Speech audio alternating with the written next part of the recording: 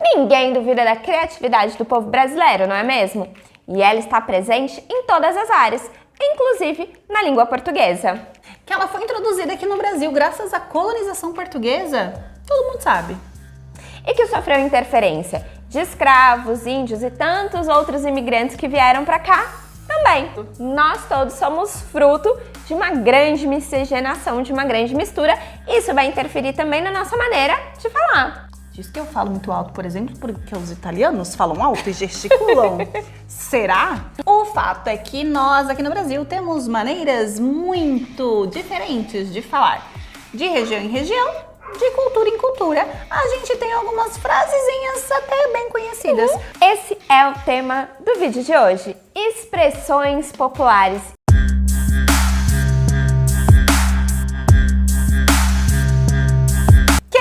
Se deparou com a situação de fazer uma vaquinha, hábito tão brasileiro, seja para ajudar um parente, seja para comilança, que eu acabei de citar, nossas festinhas, ou ainda para presentear um amigo querido, para dar uma incrementada, dar um presentinho melhor. Essa expressão teria surgido junto ao time de futebol Vasco da Gama. Na década de 1920, os torcedores tinham o hábito de criar uma vaquinha, uma arrecadação de dinheiro para premiar os atletas em grandes partidas de futebol. Mas na época, um jogo muito popular era o jogo do bicho, onde cada animal estava relacionado a um determinado número, a um determinado valor. O valor mais alto na época, que era o mais distribuído, era aquele apostado justamente no animal da vaca, que era o número 25. E que tinha a premiação de pelo menos 25 mil réis na época e era, assim, utilizado para auxiliar os jogadores do time. E todo atleta queria ganhar uma vaquinha, porque era a maior premiação que os atletas ganhavam, que era, como a Carla já mencionou, o valor de 25 mil réis a mais, ó, no bolsinho, dependendo do resultado da partida. Que era dinheiro pra caramba na época, né? Pra época era muito significativo. Ô, Carla, você é arroz de festa? Só onde tiver comida boa. Ai, aí me interessa também. Existem duas versões, na verdade, para o surgimento dessa expressão. Uma delas está ligado à questão da chuva de arroz aos noivos, que é uma tradição. Tem casamento, tem que ter chuva de arroz. Então, daí a ideia de que você é arroz de festa, porque assim como o arroz está em todo casamento, a Carlinha tá em tudo quanto é festa. Mas tem uma outra versão, que na verdade é a minha favorita. A culpa dessa frase é do arroz doce. Isso porque, devido ao paladar dos portugueses e dos brasileiros, ambos serem favoráveis ao arroz doce nas festas, tinha arroz doce em tudo quanto é festinha que se colocava. Eu adoro arroz doce, tá? Quentinho, então, no frio. Nossa! Ótimo. E quem nunca ouviu falar do amigo da onça? Quem é que nunca teve um? Aquele que se faz de chegado, de bonzinho, e quando você menos espera, comete aquela falsidade gigantesca. Essa expressão homenageia, de certa forma, na verdade, um desenho de um cartunista chamado Péricles Maranhão, lá na década de 40, onde tinha um personagem chamado Amigo da Onça. E esse personagem era malandrão, meio debochado, meio irônico. Você até pode já ter escutado falar sobre o amigo secreto na versão Amigo da Onça, não é mesmo? Ah, eu não gosto não. Quero presente bom, oxe. Esse personagem gostava de levar a melhor sobre os outros. E na mesma época tinha-se uma piada muito conhecida. Ô, Carla, se você estivesse no meio da floresta e aparecesse uma onça? Eu dava um tiro nela. Mas e se você não tivesse revólver? Eu usava minha peixeira.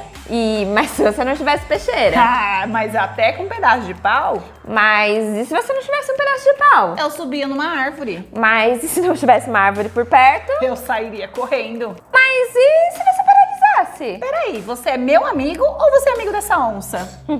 Gente, amigo da onça não sei, mas esse cara era um chato de galocha. Uma expressão que você já deve conhecer também.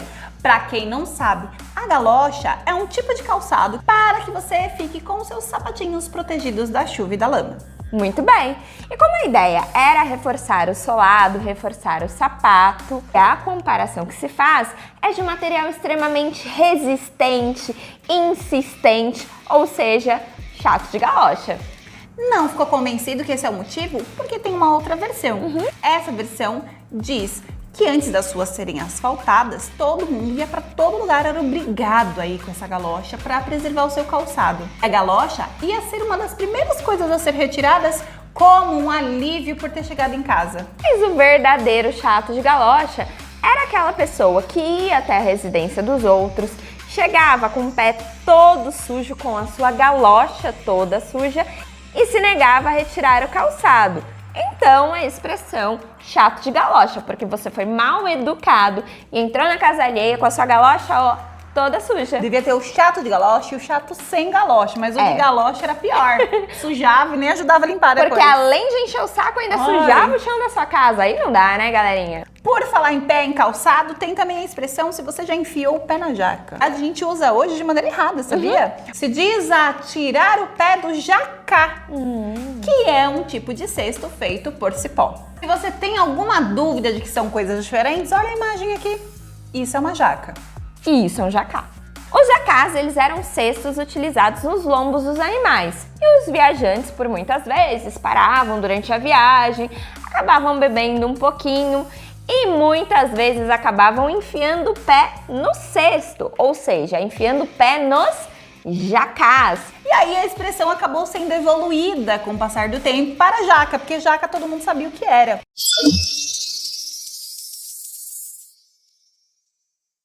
Quem é que nunca segurou a famosa vela? Quem é que nunca acompanhou do início aquele relacionamento, namoro de um casal de amigos? Quem é que nunca foi convidado para o encontro dos amigos? Ai, vão almoçar comigo. E lá tava você fazendo o quê? Segurando a bendita da vela. Esse termo segurar vela vem de uma época em que não existia eletricidade. Não era um hábito incomum que os trabalhadores, os serviçais, segurassem velas para que os seus senhores enxergassem o que estavam fazendo. Nos recintos públicos, como teatros e restaurantes, era muito comum que houvesse um funcionário encarregado dessa atividade. Mas na Idade Média, acontecia uma coisinha um tanto quanto estranha. Tinha um serviçal especificamente para acompanhar o namoro noturno entre os casais. Obviamente, eles deveriam ficar de costas para não deixar envergonhados ou tímidos, acanhados o casal de pombinhos durante seu namoro. É claro que essa prática foi determinada em comum depois que surgiu a eletricidade. Ufa, né? Ainda bem. A gente poderia dizer que é aquela pessoa que embaça em tudo que os outros você quer fazer também.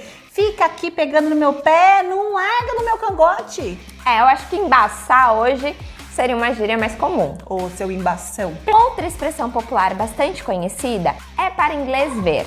Embora ela esteja caindo em desuso, é importante dizer a sua origem está ligada ao processo de escravidão no Brasil. Está ligada a um mau hábito que os brasileiros têm. É de criar uma lei que ninguém cumpre, na verdade. Já ouviu falar dessa história? Em 1830, a Inglaterra fez uma solicitação para o Brasil que se impusesse uma lei falando contra a escravidão aqui no nosso país. Mais diretamente falando do tráfico dos escravos e que impusesse isso e que valesse de verdade. O Brasil, como tinha nos ingleses o seu principal parceiro econômico, não podia deixar de atender essa solicitação. Os nobres da época já tinham a ideia de criar leis que eles sabiam que não ia pegar, mas criaram para que os ingleses tivessem conhecimento, para inglês ver, que realmente eles haviam atendido o pedido. Que feio! Que feio que isso ainda acontece, né? Volta e meia tem lei aí que... Tem caroço nesse angu. Também é uma expressão utilizada que se refere ao tempo de escravidão, que mostra que eles precisavam, na verdade, fazer coisas mirabolantes para conseguir o mínimo do mínimo. Peraí, inclusive mínimo do mínimo é mais uma expressão, não é não? Calma, Carla. Foco no caroço nesse angu. Era uma maneira do escravo dizer ao outro que dentro do angu, que era um alimento geralmente dado aos escravos, eles haviam colocado um pedaço de carne ou alguma proteína, algo que fosse um pouquinho mais interessante.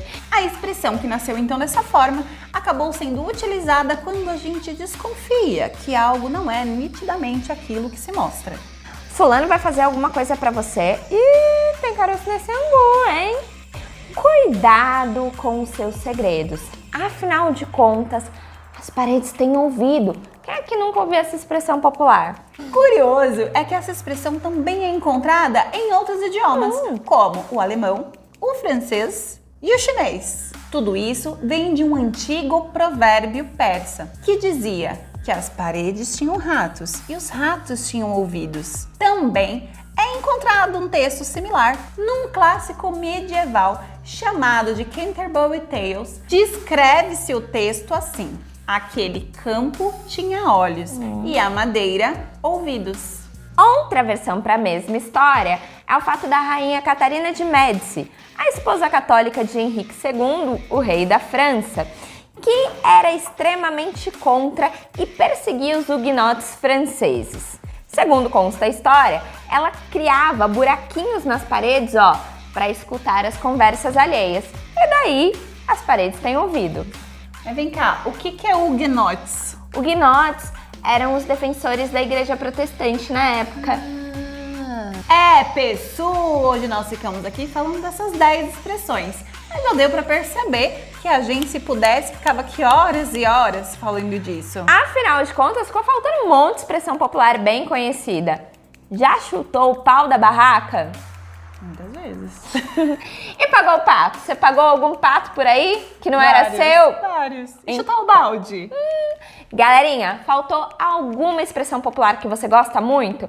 Qual a sua expressão popular? Aquela que você ainda usa? Coloca aqui nos comentários que a gente quer saber. Beijinhos, encontramos vocês no próximo vídeo. Rapidinho, um P lá e um K. Até mais!